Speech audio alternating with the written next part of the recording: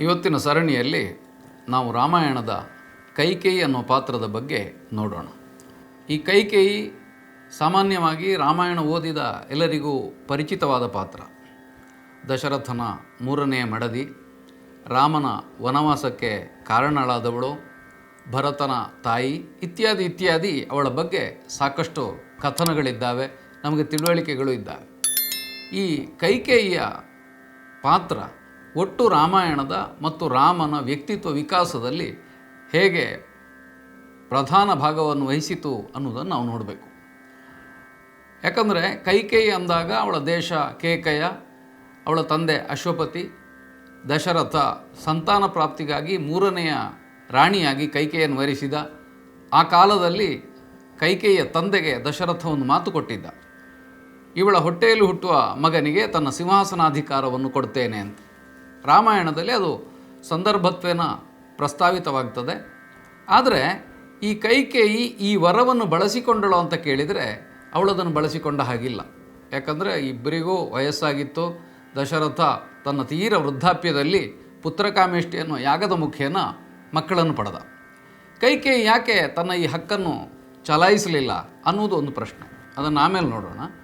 ಈಗ ಮೊದಲಿಗೆ ಕೈಕೇಯಿ ಭರತನಿಗೆ ಬೇಕಾಗಿ ರಾಮನನ್ನು ವನವಾಸಕ್ಕೆ ಕಳುಹಿಸುವ ಮತ್ತು ಭರತನಿಗೆ ಪಟ್ಟಾಭಿಷೇಕ ಮಾಡಬೇಕು ಅನ್ನೋ 2 ವರಗಳನ್ನು ಕೇಳಿದ್ಲು. ಈ ವರಗಳಿಗೆ ಹಿನ್ನೆಲೆಯಾಗಿರುವುದು ರಾಮಾಯಣದಲ್ಲಿ ಪೂರ್ವದಲ್ಲಿ ದಶರಥ ಒಂದು ಬದ್ಧತೆಗೊಳಗಾಗಿ ಕೈಕೇಯಿಗೆ ಕೊಟ್ಟ 2 ವರಗಳು.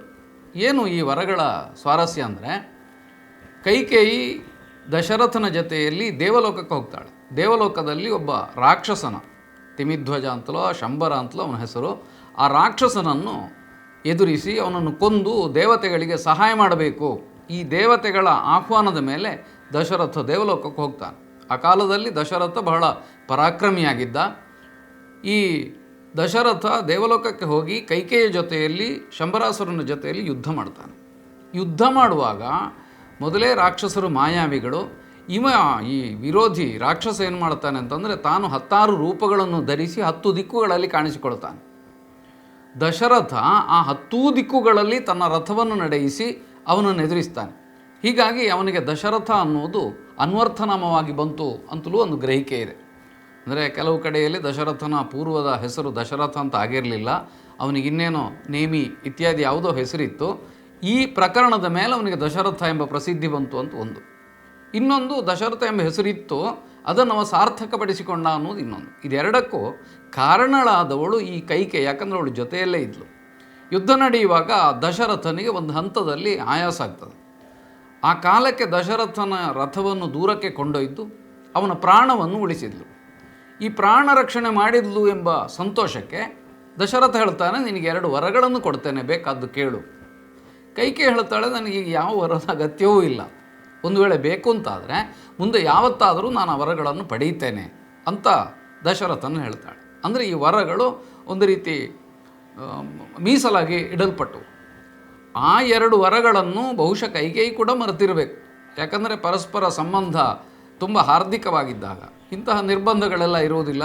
ವರಗಳನ್ನು ಪಡೆಯಬೇಕಾದ ಅನಿವಾರ್ಯತೆಯೂ ಅವಳಿಗೆ ಬಂದಿರುವುದಿಲ್ಲ. ಮುಂದೆ ರಾಮಾದಿಗಳ ಜನನ ಆಯಿತು. ದಶರಥ 4 ಮಂದಿ ಮಕ್ಕಳನ್ನು ಪಡೆದು ಅವರಲ್ಲಿ ಹಿರಿಯವನಿಗೆ ಪಟ್ಟವನ್ನು ಕೊಡ್ತೇನೆ ಅನ್ನುವ ಕಾಲಕ್ಕೆ ಈ ವರಗಳ ಪ್ರಸ್ತಾವ ಬರ್ತದೆ.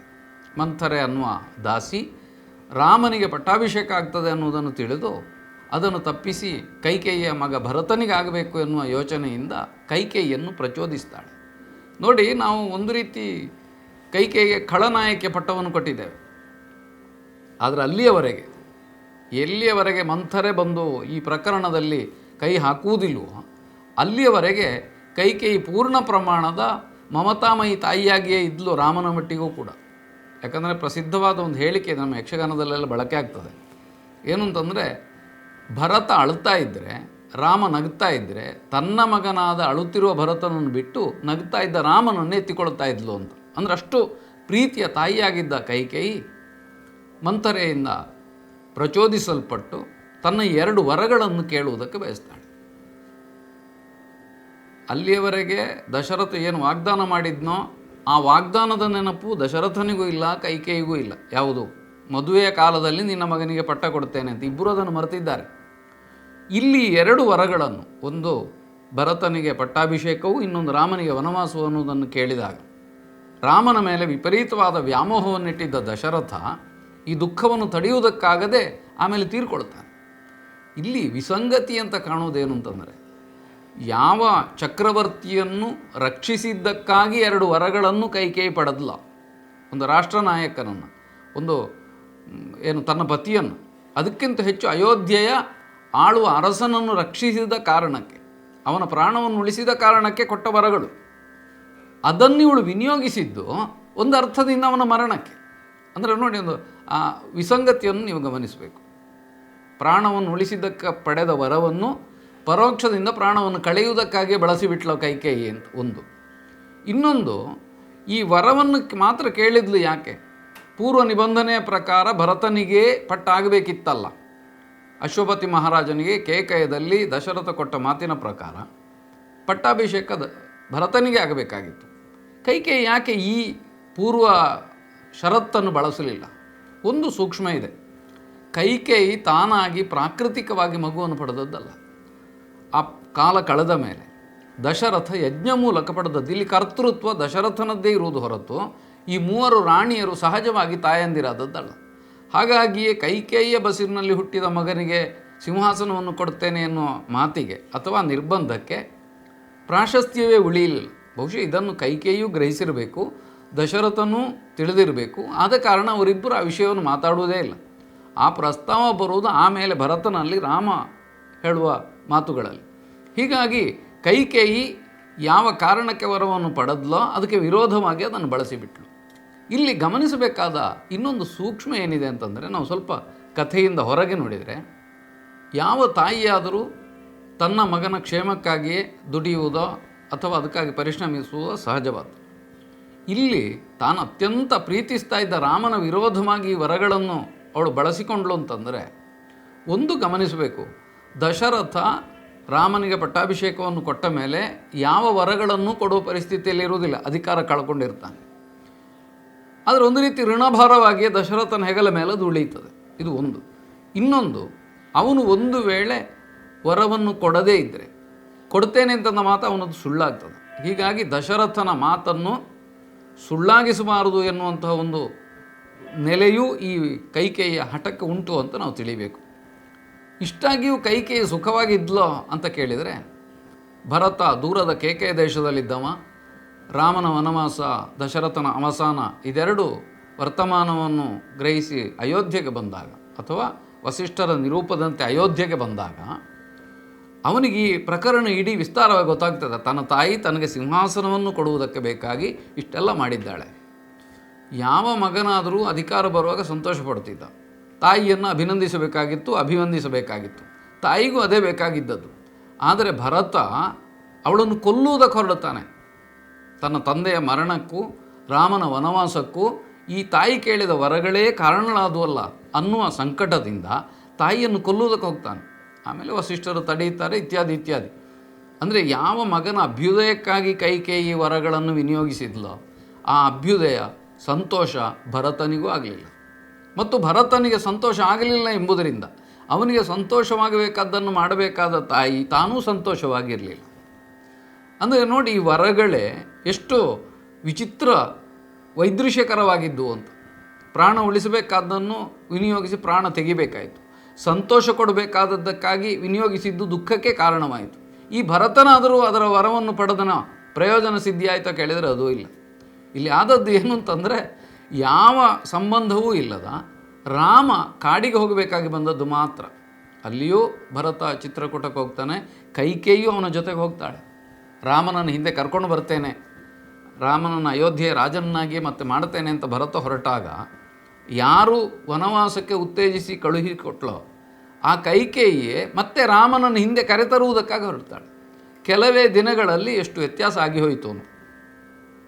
ಇದನ್ನೆಲ್ಲ ನೋಡಿದಾಗ ಕೈಕೇಯಿಯ ಜೀವನ ಒಂದು ಅರ್ಥದಿಂದ ಒಂದು ಚುಕ್ಕಾಣಿಯೇ ಇಲ್ಲದ ನಾವೇ ಹಾಗೂ ಕಾಣ್ತದೆ. ಯಾರೋ ಎಳೆದತ್ತ ಹೋದ ಹಾಗೆ, ಯಾರೋ ದೂಡಿದತ್ತ ಸಾಗಿ ಹೋದ ಹಾಗೆ ಕಾಣ್ತದೆ. ಇನ್ನೊಂದು ರೀತಿಯಿಂದ ನೋಡಿದರೆ ಕೈಕೇಯಿ ಒಟ್ಟು ಈ ಪ್ರಕರಣದಲ್ಲಿ ಒಂದು ನಿರ್ದಿಷ್ಟ ಉದ್ದೇಶವೂ ಉಂಟು ಅಂತಲೂ ಅನ್ನಿಸ್ತದೆ. ಅಂದರೆ ಭಾಳ ಸೂಕ್ಷ್ಮವಾಗಿ ನಾವು ಗಮನಿಸಿದಾಗ, ರಾಮ ಕೇವಲ ದಶರಥನ ಮಗನಾಗಿ ಅಯೋಧ್ಯೆಯ ರಾಜನಾಗಿ ಮಾತ್ರ ಇರಬೇಕಾದವನಲ್ಲ. ಅವನ ಹುಟ್ಟಿನ ಉದ್ದೇಶವು ಹಿನ್ನೆಲೆಯು ಬೇರೆಯೇ ಇತ್ತು. ರಾವಣಾದಿಗಳ ವಧೆ ಆಗಬೇಕಾಗಿತ್ತು, ಲೋಕಕ್ಷೇಮವಾಗಬೇಕಾಗಿತ್ತು. ರಾಮ ತನ್ನ ಇಡೀ ಆ ಹುಟ್ಟಿನ ಬಳಿಕ ತಾನೊಂದು ಆದರ್ಶ ವ್ಯಕ್ತಿತ್ವವಾಗಿ ಪ್ರಪಂಚದಲ್ಲಿ ಸ್ಥಾಪನೆ ಆಗಬೇಕಾಗಿತ್ತು. ಆಗಬೇಕಿದ್ದರೆ ಅವನು ಅಯೋಧ್ಯೆಯಿಂದ ಹೊರಡಲೇಬೇಕಿತ್ತು. ಈ ಅಯೋಧ್ಯೆಯಿಂದ ಹೊರಡಿಸುವ ಕೆಲಸವನ್ನು ಯಾರು ಮಾಡಬೇಕು? ಅದನ್ನು ಕೈಕೇಯಿ ಮಾಡಿದ್ಲು. ಯಾರೂ ಅವಳಿಗೆ ಆ ಕುರಿತಾಗಿ ಅನುಕಂಪ ತೋರಿಸಲಿಲ್ಲ, ಅವಳು ಒಳ್ಳೆಯ ಕೆಲಸ ಮಾಡಲಿಲ್ಲ ಅಂತ ಮೆಚ್ಚಲಿಲ್ಲ. ಆದರೆ ಅವಳು ಮಾಡಿದ ಈ ಕೆಲಸದಿಂದ ರಾಮನ ವ್ಯಕ್ತಿತ್ವ ಹೆಚ್ಚು ಹೆಚ್ಚು ವಿಶಾಲವಾಗಿ, ವಿಸ್ತಾರವಾಗಿ, ಪ್ರಪಂಚವ್ಯಾಪಿಯಾಗಿ ಬೆಳೆಯುವುದಕ್ಕೆ ಒಂದು ಕಾರಣವಾಯಿತು. ಹಾಗೆ ನೋಡಿದರೆ ಈ ಕೈಕೇಯಿಗೆ ನಿರ್ದಿಷ್ಟ ಉದ್ದೇಶ ಉಂಟು ಅಂತಲೂ ತೋರ್ತದೆ.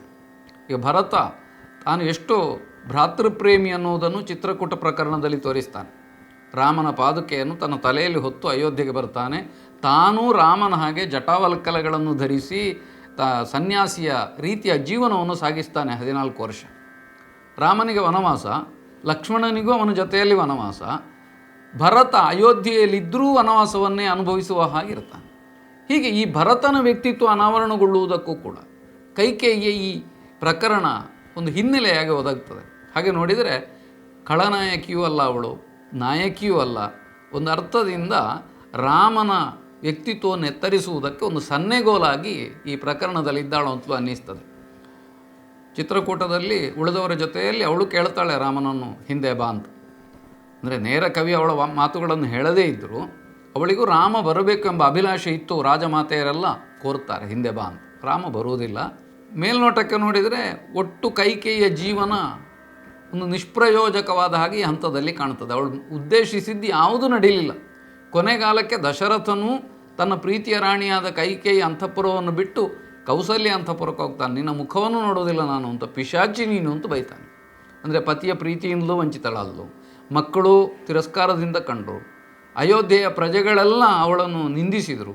ಇಷ್ಟಾದ ಮೇಲೆ ಅವಳು ರಾಮನನ್ನು ಹಿಂದೆ ಬಾ ಅಂತ ಕರೆದಾಗ ಅವನೂ ಒಪ್ಪಿ ಬರಲಿಲ್ಲ. ಅಂದರೆ ಏನು ಅವಳ ಜೀವನದ ಲಕ್ಷ್ಯ ಸಿದ್ಧಿ ಆಯಿತು ಅಂತ ಕೇಳಿದರೆ ನಾವು ಕಾವ್ಯದ ಆಚೆಗೆ ನೋಡಬೇಕು. ನಾನು ಆಗ ಹೇಳಿದ ರಾಮ ವ್ಯಕ್ತಿತ್ವವನ್ನು ಬೆಳಗಿಸುವುದಕ್ಕೆ ಅವಳೂ ಒಂದು ಬೆಳಕಿನ ದೀಪವಾಗಿ ರಾಮನನ್ನು ನಮ್ಮೆದುರು ಕಾಣಿಸುವುದಕ್ಕೆ ಒಂದು ದುಡಿದಳು ಅನ್ನುವ ಭಾವವನ್ನು ಇಟ್ಟುಕೊಂಡು ನೋಡಿದರೆ ಕೈಕೇಯಿಯ ವ್ಯಕ್ತಿತ್ವಕ್ಕೆ ಬೇರೆ ಆಯಾಮವೊಂದು ಬರುತ್ತದೆ ಅಂತ ತೋರ್ತದೆ. ಹೀಗೆ ರಾಮಾಯಣದಲ್ಲಿ ಎರಡೂ ಕೋನಗಳಿಂದ ನೋಡಬಹುದಾದ ಒಂದು ಪಾತ್ರ, ಒಂದು ವಿಶಿಷ್ಟ ವ್ಯಕ್ತಿತ್ವ ಕೈಕೇಯಿಯದ್ದು.